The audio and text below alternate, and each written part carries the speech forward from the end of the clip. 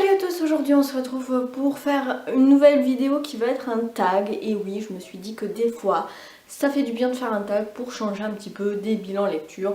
Donc voilà, aujourd'hui je vais faire le YouTube tag. C'est un tag qui n'a rien à voir avec Booktube et l'univers des livres, c'est plus généralement sur YouTube. Première question, quand as-tu commencé YouTube? Alors je suis allée voir ma première vidéo parce que je me rappelais plus trop exactement de la date et il se trouve que c'est en août 2014, donc ça va faire bientôt 4 ans. Question numéro 2, pourquoi as-tu commencé ta chaîne et pourquoi la continues-tu aujourd'hui? C'est vrai que c'est toujours plus ou moins les mêmes raisons. À la base c'était quand même surtout pour réconcilier les gens avec les classiques, parce que je me souviens quand j'ai commencé ma chaîne j'étais je crois en master, mon licence encore de lettres modernes, et je lisais beaucoup de classiques et j'adorais ça parce que vraiment la fac m'a réconciliée avec les classiques, alors qu'au collège, au lycée c'était la catastrophe. Comme tout le monde, j'ai été traumatisée, notamment voilà, le Lys dans la vallée qu'on m'avait fait lire donc en seconde, qui est un livre de Balzac qui est très dense avec énormément de descriptions. Moi ça m'avait dégoûté de Balzac pendant au moins une dizaine d'années. Je me suis réconciliée avec Balzac bien des années plus tard grâce à la fac. Et finalement voilà, j'ai découvert plein de classiques que j'aime beaucoup, et même en dehors de l'école, lire des classiques c'est vraiment super chouette. Donc voilà, ma première mission entre guillemets avec cette chaîne, c'était de réconcilier les gens avec les classiques.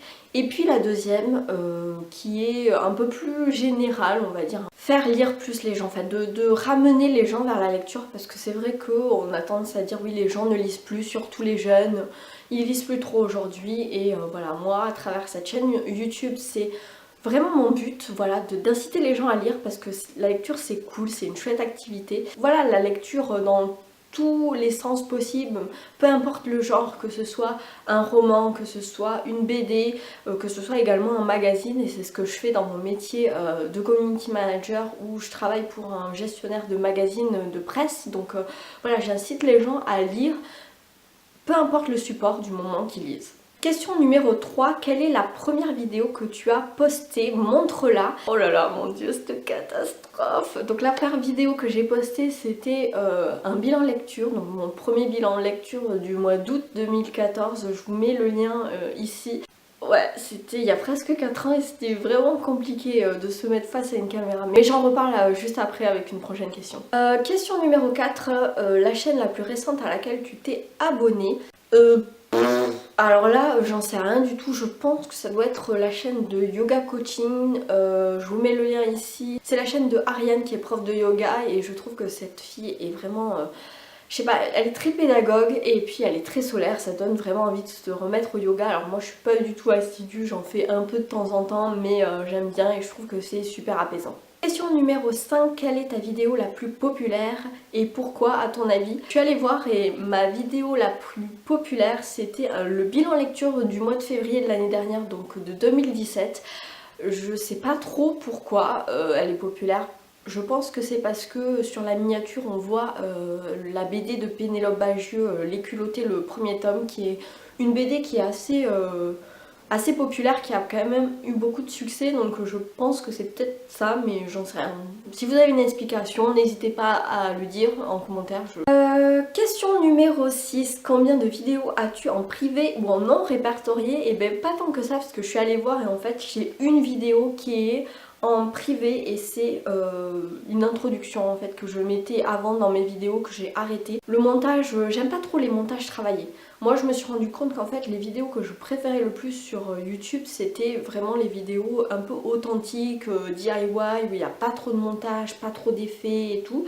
Je pense notamment à Lucie de la chaîne Laïlis, à Margot Liseuse, ou même à Séverine de la chaîne Il est bien ce livre. Pas des vidéos hyper travaillées, et moi c'est celles que je préfère. Donc voilà, c'est ce que je fais aussi sur ma chaîne. N'hésitez pas à me dire si vous êtes plutôt team montage très travaillé, ou plutôt team vidéo moins travaillée, plus authentique. Voilà, ça m'intéresse de savoir quel est votre point de vue là-dessus, parce que voilà, c'est une question qu'on peut se poser en tant que booktubeur. Question numéro 7, de quel youtubeur tu ne rates aucune vidéo en ce moment? Alors, les vidéos que j'attends et que j'adore, enfin je me régale à chaque fois que je les regarde, c'est les vidéos de Séverine. voilà, de la chaîne Il est bien ce livre, parce que je sais pas, elle parle de thriller, moi ça me donne envie de lire encore plus de thriller et de polar, qui est un genre que j'aime beaucoup. J'adore sa manière de parler des livres, ça donne trop envie, et puis quand elle aime pas, elle le dit aussi, voilà, elle mâche pas ses mots et moi j'adore. Question numéro 8, avec qui aimerais-tu le plus collaborer sur YouTube? Je vais choisir quelqu'un qui n'est pas de l'univers Booktube pour changer un petit peu, et je dirais que j'aimerais beaucoup collaborer avec Manon Bril de la chaîne C'est une autre histoire. Je vous mets le lien de sa chaîne si vous connaissez pas. Voilà, Manon Bril c'est une Toulousaine qui est doctorante à l'université où moi-même j'ai fait mes études. Et elle fait de la vulgarisation sur l'histoire de l'art, plus particulièrement sur la mythologie qui est vraiment sa spécialité. Je crois qu'elle fait un doctorat sur Athéna, la représentation d'Athéna au 19e. C'est quelqu'un qui fait de la bonne vulgarisation, j'aime beaucoup ses vidéos.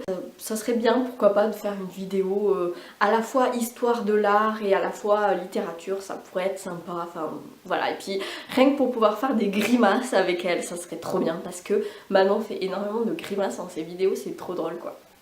Question numéro 9, quelle a été la vidéo la plus dure à filmer? Alors j'ai beaucoup réfléchi à cette question et je pensais que la vidéo la plus compliquée à filmer c'était celle où il y avait eu des bruits, enfin il y avait eu des klaxons dans la rue, il y a le soleil qui partait, ensuite il y a une sirène de maison puis le téléphone, et puis j'habitais en face d'une école primaire, c'était la récréation, donc les enfants gueulaient dans la cour, enfin bon c'était la cata, mais finalement en y réfléchissant un peu plus, je pense que la vidéo la plus dure c'était la toute première vidéo à filmer, qui était vraiment dure à filmer parce que se mettre devant une caméra et parler à personne en fait, dans le vide, t'as l'air con, enfin tu te sens con, ça fait vraiment bizarre et c'est un exercice qui est vraiment super compliqué, super difficile, mais voilà, bon maintenant j'y arrive mieux parce que je me suis entraînée depuis tout ce temps, mais c'est vrai que la première fois on se sent con, voilà, donc c'est assez compliqué.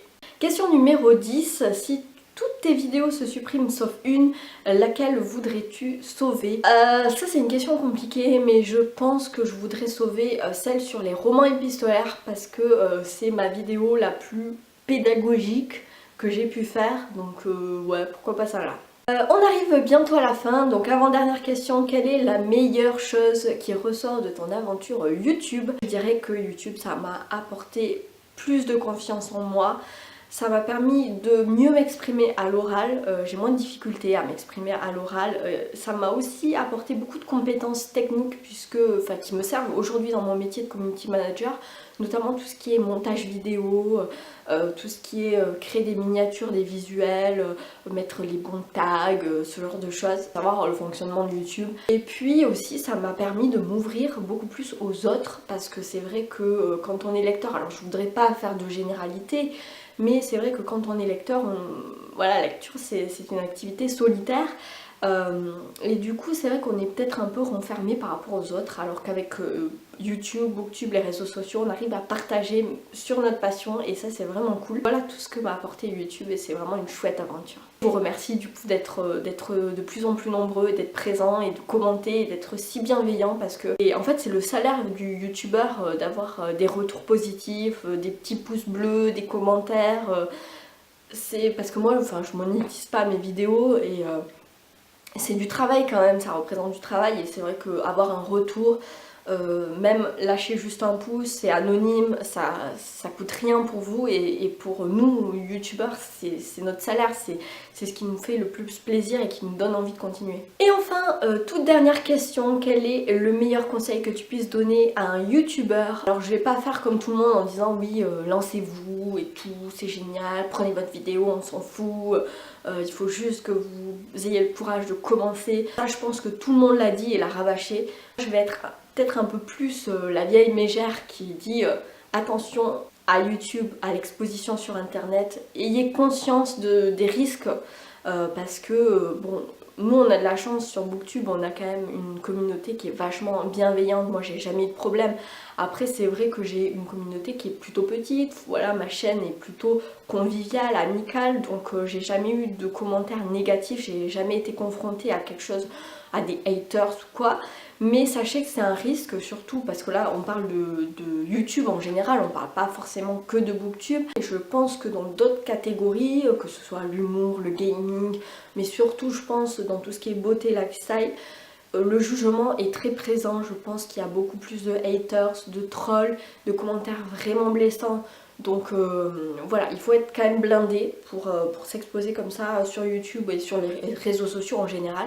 Donc ayez conscience de ça, parce que si vous êtes trop sensible, voilà, ça peut aussi mal tourner, sachez-le. Donc soyez prudents et protégez-vous surtout, prenez soin de vous, c'est le plus important. Voilà, c'en est tout pour cette vidéo, j'espère qu'elle vous aura plu. N'hésitez pas à répondre vous aussi si vous êtes youtubeur, pourquoi pas, et à me mettre le lien de votre vidéo, comme ça j'irai voir, ça m'intéresse de savoir aussi vos réponses.